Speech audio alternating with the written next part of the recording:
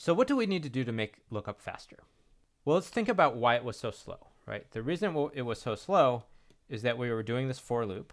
We were going through all the elements in order, and we're checking if they match the keyword, right? And we had to do this going through the entire index.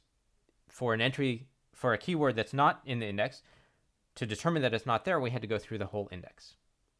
This is not the way we use indexes in real life, right? If you're looking for a word in the index of a book, you don't have to look through every single entry to see if that word exists. You can jump around. And the reason you can jump around is because the entries in the index are sorted. They're sorted in alphabetical order, so you know where that entry would belong. You just need to find the right place and see if it's there. So we could do that with our index. Instead of having our index kept in arbitrary order, if we kept our index in a sorted order, then we could find the place where that entry belongs and look for it. Sorting is a very interesting problem. It's something we're not actually going to talk about more in this class.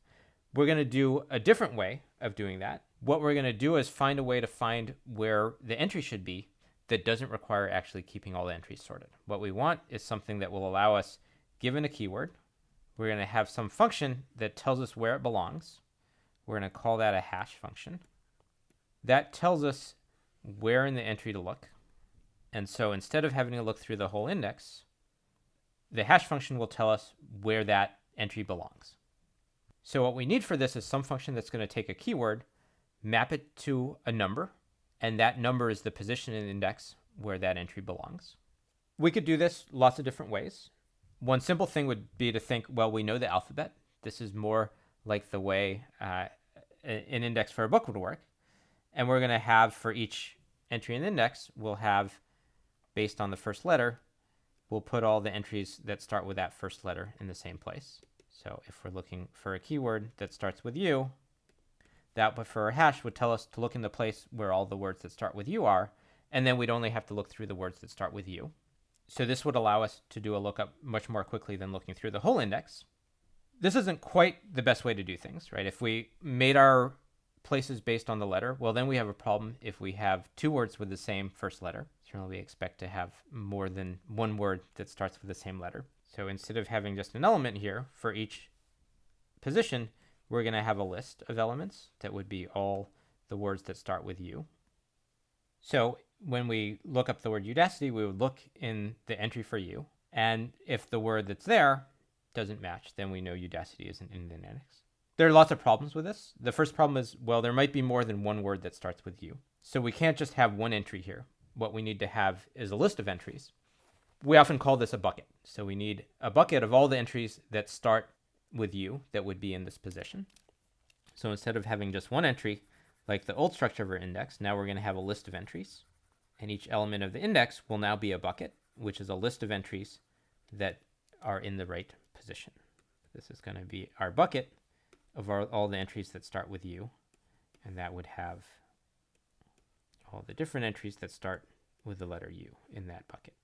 So this is getting better. Now for each lookup, instead of having to look through all of the words in the index, we just need to find the position that starts with the right letter. That's got a bucket of all the words that start with that letter, and then we just need to look through that bucket. This works okay, but this doesn't really scale very well.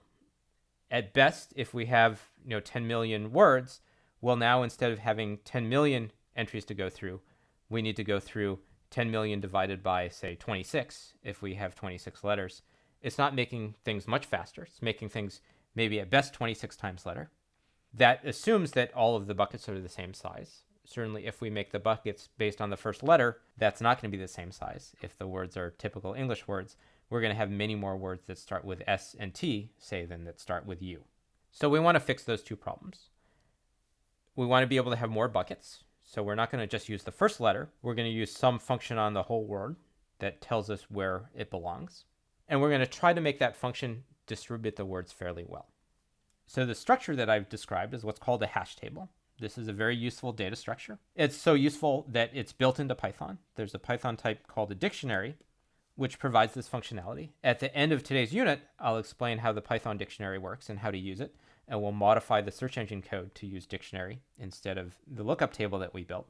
But before we do that, we're going to implement it ourselves. We're going to make sure that we understand how the hash table works by writing all the code to do it ourselves. And then we'll switch to using the built-in Python type.